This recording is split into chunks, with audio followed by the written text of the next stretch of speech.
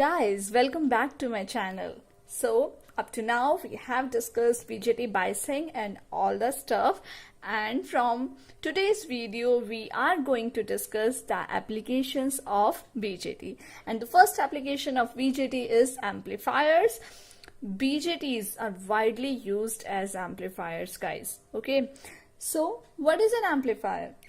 Amplifier is an electronic circuit which increases strength or power level of the weak electrical signals without changing its shape, right? So when a signal passes through an amplifier, its frequency and shape does not change, right? Its frequency and shape remain same, but the power level, okay, but the power level should increase through increase in its amplitude. So that's the amplifier.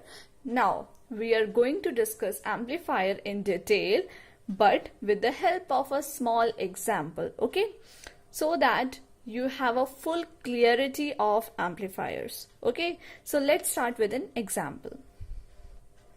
So guys, look at the example. Here we are given VCC is equals to 20 volts, collector resistance is 5 kilo ohm, and base resistance is 1 mega ohm. Beta and VB are also given, right? So first of all, we will find all the DC voltages and DC current of this BJT, right? We have discussed how to calculate the DC operating point of BJT, and if you don't know how to calculate this, then please watch my previous videos. Okay, so let's start by finding the operating point, that is IC and VCE. Okay, so let's mark the voltages and currents first. So here IB, IC, VCE and VBE. Okay, so now I am applying KVL in this loop. So let's start. Minus 20 plus RBIB plus VBE is equals to 0. From here I get IB is equals to 20 minus 0.7 upon my 1 mega ohm, and after calculating I am getting 19.3 microampere. Let's just approximate this value. IB is approximately equals to 20 microamperes.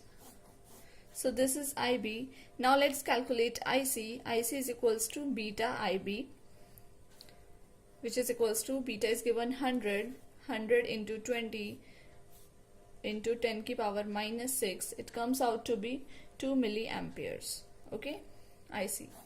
Be careful with the units, guys. Next, we have to find VCE. For finding VCE, just apply KVL in this loop.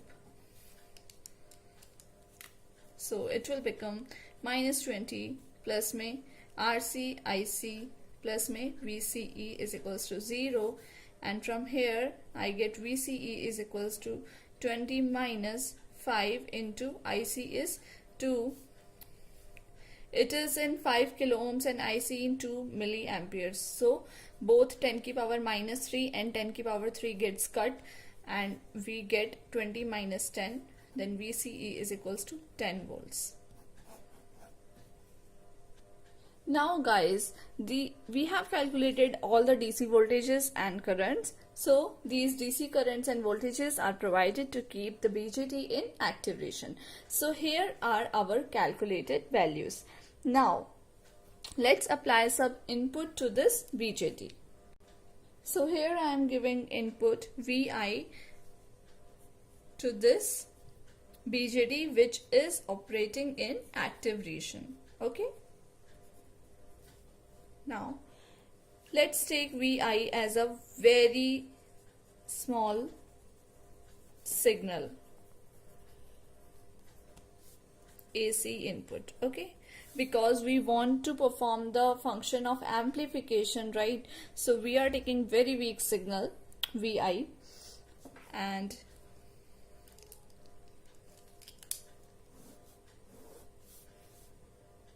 so that's our weak signal VI, and its values are 10 millivolt to minus 10 millivolts. Okay, this is Vi. It's a very weak signal, right? Now assume that a weak sinusoidal AC input of peak value 10 millivolts and minus 10 millivolts is applied. Then the net VBE will be the superposition of DC 700 millivolts and the applied AC. Okay, so the net VBE will become, let me draw it for you.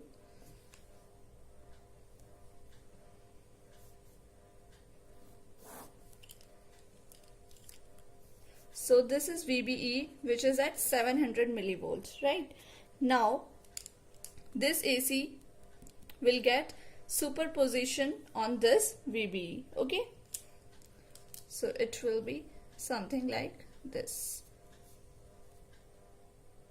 This will become 710 millivolts and this will become 690 millivolts. Okay, now guys, we must be knowing the change.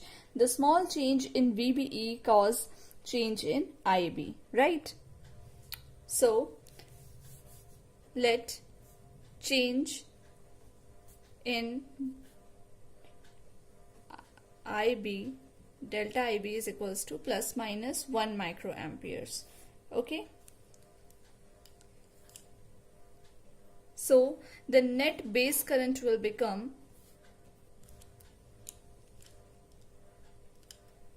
something like this. Earlier it was 20 microampere we have calculated, right?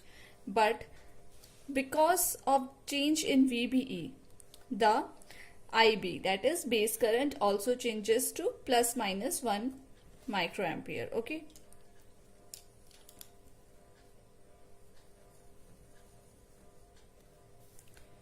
earlier it was 20 microampere, now it gets changed to this value. Now this change in IB, that is base current, causes change in IC, and you all know the relation between IC and IB, which is IC is equals to beta IB. The small change in IB causes a big change in IC. Now we know that the value of beta given in the question is 100. So 100 into my delta IB, it will become 100 into plus minus 1 microampere, and the delta IC, the change in collector current, will become plus minus 0.1 milliampere, which is a very large change because all these terms are in microamperes, and it will become plus minus 0.1 milliamperes. Okay, now change in IC causes change in output voltage or VCE. Okay, so V0 will become is equals to VCE, which is equals to VCC minus IC RC. We have earlier calculated this VCE. Okay, now we are calculating the respective change. Okay, so delta V0 equal to 0 minus delta IC RC, because we are just calculating the change. Delta V0 is equals to minus delta IC RC, and it will become minus plus, because of this minus sign, 0.1 into my 5. So the change in output voltage become minus plus 0.5 volts.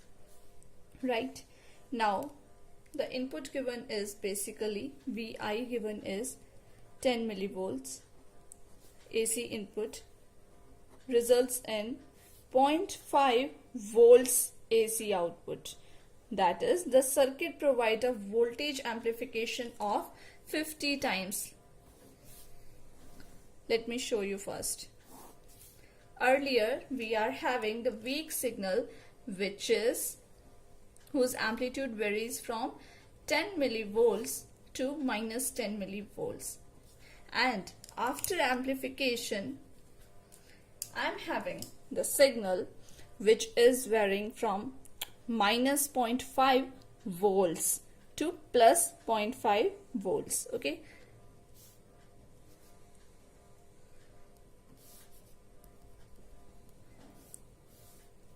So the signal will look like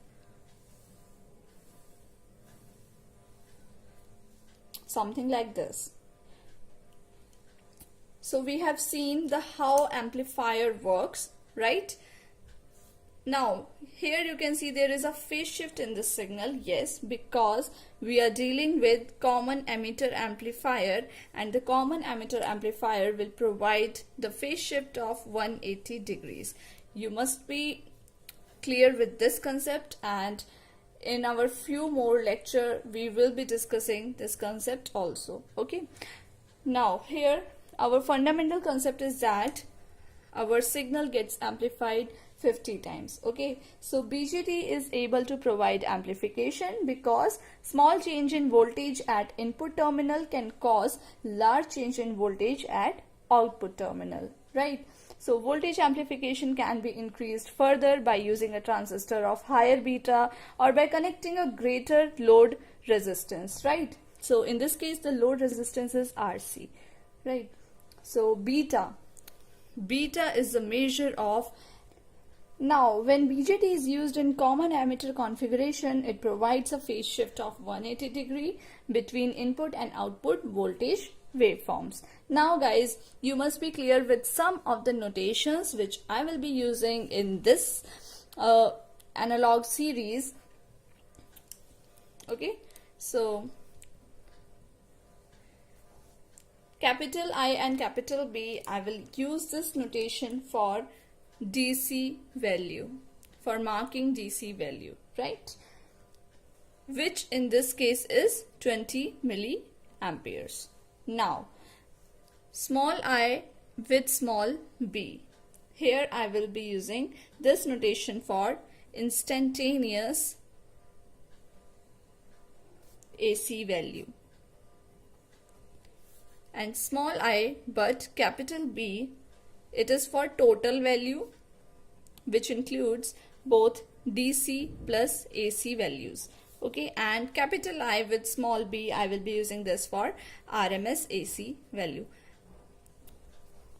But generally the two notations you should remember are these. These two notations I will be highly using further. Okay, now let's discuss about the signal variations.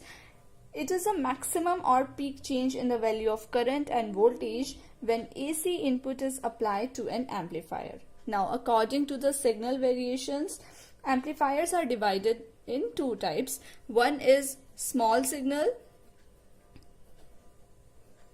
amplifier and the other one is large signal amplifiers.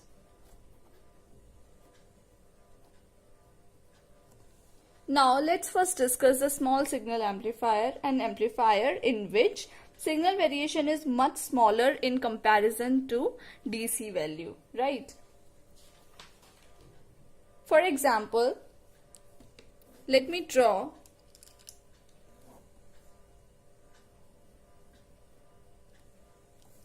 so here the IB is 20 microamperes and the signal variation is plus minus 1 microampere. So here you can see that the signal variation is very small, right? That is delta IB is plus minus 1 microampere. Okay, so this signal variation is much smaller than the DC value, which is 20 microampere. So here we can see that our BJT is in small signal amplifier mode. Okay, now BJT is basically a non-linear device. You guys must be knowing that because its dynamic characteristic, that is IC versus IB plot, is something like this. You all know this, right? Is a curve which is a non-linear. But in small signal amplifiers, BJT behaves as a linear element because of piecewise linearity, right? If we divide this non-linear configuration into small pieces, then it will behave as a linear. I hope you guys must be knowing this concept. Now, due to linearity of the BJT, small signal amplifier provides distortion-less output. it is used as voltage amplifier. Okay.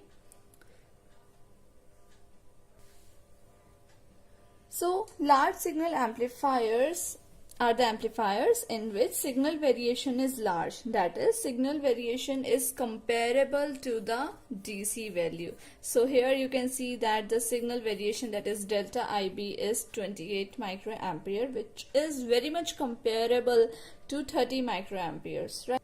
So here our system will become piecewise linear because the signal variation is very small, right? So when we take the pieces, it will become a linear. But here, because our dynamic characteristic, here the signal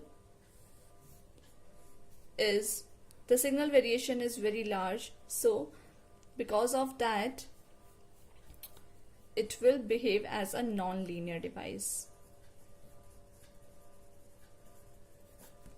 right?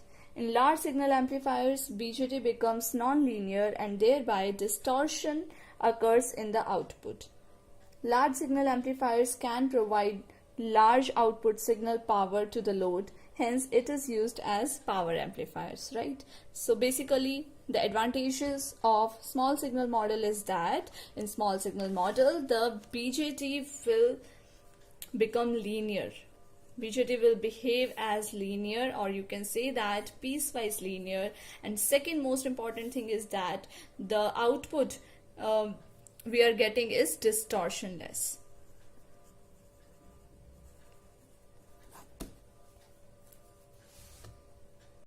So guys, let's discuss small signal model of BJT. So there is a classification of small signal model of BJT, and the small signal model of BJT is divided into two parts: low frequency model and high frequency model. This low frequency model is used in medium to low frequency analysis, and this high frequency model is used in high frequency analysis, right? So again, this low frequency model is further divided into three more models, which are H parameter model, pi model and T model. And this high frequency model is also further divided into two models, which is high frequency pi model and high frequency T model. In the upcoming videos, we will be discussing all the 5 models, and you must be clear with these models very well, and I will also provide you some tricks to solve the questions by using H parameter model, pi model and T model, which are very important in BJT. Okay, so let's just end this video, and in the next video I will be discussing this H parameter model. Okay, if you have any queries, please do comment, and also please do like, share and subscribe to my channel. Till then, bye bye.